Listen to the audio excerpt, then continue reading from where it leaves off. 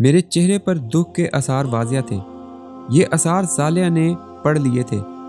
وہ میرا ہاتھ تھامے خاموشی سے ایک طرف بڑھنے لگا، پھر کچھ دیر بعد ایک جگہ ٹھہر کر بولا، خدا نے تمہیں دکھوں کو دور کرنے کا ایک انتظام کیا ہے، مگر بہتر ہوگا کہ اسے صبح کی روشنی کھڑکی پر پڑے پردوں کو خاطر میں نہ لاتے ہوئے کمرے کے اندر داخل ہونے لگی۔ کالج جانے کا وقت ہو رہا تھا، مگر شائستہ کی ہمت نہیں ہو رہی تھی کہ اس سردی میں بستر سے نکلے اور کالج جانے کی تیاری کرے۔ وہ عام طور پر فجر کی نماز پڑھ کر کچھ دیر مطالعہ کرتی تھی اور پھر کالج کی تیاری، مگر آج وہ نماز پڑھ کر دوبارہ بستر میں لیٹ گئی تھی۔ کل رات ہی سے اس کی طبیعت ناساز تھی۔ نہیں، مجھے کالج نہیں جانا ہوگا، ورنہ اسٹوڈنٹس کا بہت نقصان ہوگا، اور پھر امی ابو کے لیے ناشتہ بھی تو بنانا ہے۔ اس نے دل میں سوچا اور ہمت کر کے بستر سے اٹھ گئی۔ دھیرے سے چلتے ہوئے وہ برابر والے کمرے کی طرف گئی جو اس کے والدین کا تھا۔ دروازہ کھول کر دیکھا، وہ دونوں گہری نیند سو رہے تھے۔ اس کے چہرے پر ایک اطمینان بخش مسکراہٹ آ گئی۔ شائستہ نے اپنی ساری زندگی اپنے گھرانے کے نام کر دی تھی۔ اس کے والد اس کے بچپن ہی میں معذور ہو گئے تھے۔ وہ 3 بہنوں میں سب سے بڑی تھی۔ والدہ نے سلائی کر کے بمشکل تمام انہیں پڑھایا تھا۔ تعلیم مکمل کر کے اس نے پہلے اسکول اور پھر ایک پرائیویٹ کالج میں پڑھانا شروع کر دیا۔ وہ اس کے خواب دیکھنے کے دن تھے۔ وہ بہت خوبصورت تو نہیں تھی، لیکن نوجوانی خود ایک حسن ہوتی ہے، مگر اس کی زندگی میں نوجوانی کا مفہوم بس ایک ذمہ داری تھا جس میں خوابوں اور خواہشوں کی کوئی گنجائش نہ تھی۔ گھر کا خرچہ، والد کا علاج، مکان کا کرایہ اور چھوٹی بہنوں کی تعلیم۔ دونوں چھوٹی بہنیں خوش شکل تھیں، بڑی ہوئی تو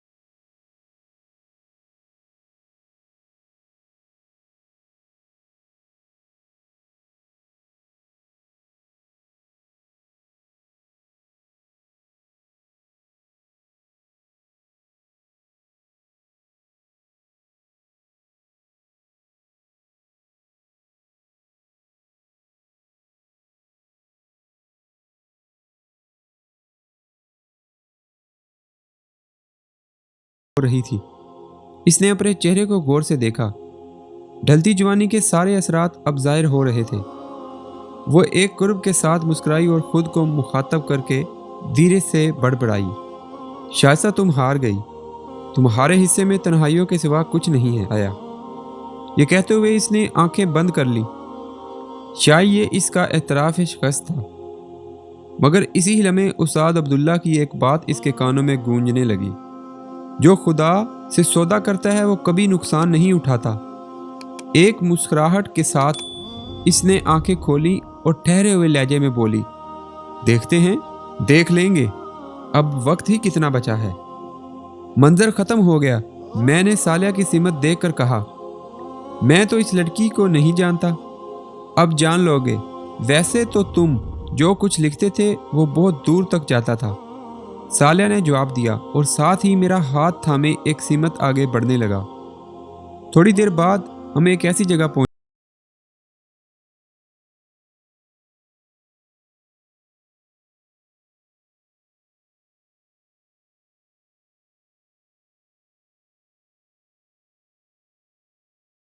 سامنے ایک دروازہ آیا۔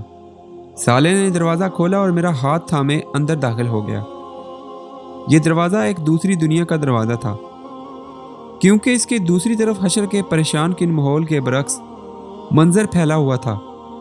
میں بے اختیار بولا، صالحہ ہم واپس نبیوں کے کیمپوں کی طرف تو نہیں آ گئے؟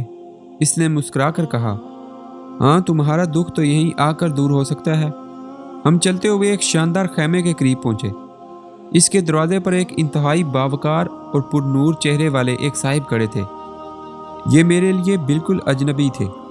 قریب پہنچ کر صالحہ نے ان سے میرا تعارف کرایا۔ یہ عبداللہ ہے، محمد رسول اللہ صلی اللہ علیہ وآلہ وسلم کی امت کے آخری دور کے امتی، اور آپ نحور ہیں، یرمیہ نبی کے انتہائی قریبی ساتھی۔ نحور، آپ انہی سے ملنا چاہ رہے تھے نا؟ یہ ایک عظیم پیغمبر کے صحابی کا مجھ سے تعارف بھی تھا، اور یہ وضاحت بھی کہ میں یہاں کیوں موجود ہوں۔ میں نے نحور سے مصافحہ کے لیے ہاتھ بڑھایا، لیکن انہوں نے پرجوش انداز میں مجھے اپنے گلے سے لگا لیا۔ میں نے اسی حال میں ان سے کہا، یرمیہ نبی سے ملاقات کا شرف تو مجھے ابھی تک حاصل نہیں ہوا، لیکن آپ سے ملنا بھی کسی اعزاز سے کم نہیں۔ یرمیہ نبی کے حالات اور زندگی میں میرے لیے ہمیشہ بڑی رہنمائی رہی۔ مجھے ان سے ملنے کا بہت اشتیاق ہے۔ یہ کہتے ہوئے میرے ذہن میں بنی اسرائیل کے اس عظیم پیغمبر کی زندگی گھوم رہی تھی۔ 6 صدی قبل مسیح میں بنی اسرائیل بدترین اخلاقی انحراف کا شکار تھے، اور اسی بنا پر اپنے زمانے کی سپر پاور عراق کے حکمران بخت نصر کے ہاتھوں سیاسی مغلوبیت کے خدائی عذاب میں مبتلا ہو چکے تھے، مگر ان کے لیڈروں نے قوم کی اصلاح کرنے کی بجائے ان کے ہاں سیاسی غلبے کی سوچ عام کر دی۔ یرمیہ نبی نے بنی اسرائیل کو ان کی اخلاقی اور ایمانی گمراہیوں پر منبہ کیا اور انہیں سمجھایا کہ وقت کی سپر پاور سے ٹکرانے کی بجائے اپنی اصلاح کریں، مگر ان کی قوم نے اپنی اصلاح کرنے کی بجائے انہیں کنویں میں الٹا لٹکا دیا اور پھر بخت نصر کے خلاف بغاوت کر دی۔ اس کے بعد بخت نصر عذاب الہی بن کر نازل ہوا اور اس نے یروشلم بیت المقدس کی اینٹ سے اینٹ بجا دی۔ 6 لاکھ یہودی قتل ہوئے اور 6 لاکھ کو وہ غلام بنا کر اپنے ساتھ لے گیا۔ میں ایسی سوچ میں تھا کہ نحور نے میری بات کا جواب دیتے ہوئے کہا، انشاءاللہ ان سے بھی جلد ملاقات ہو جائے گی، مگر سردست تو میں آپ کو کسی اور سے ملوانا چاہتا ہوں۔ یہ کہتے ہوئے انہوں نے دوسرے خیمے کی طرف رخ کر کے کسی کو آواز دی، ذرا باہر آنا، دیکھو تو تم سے کون ملنے آیا ہے۔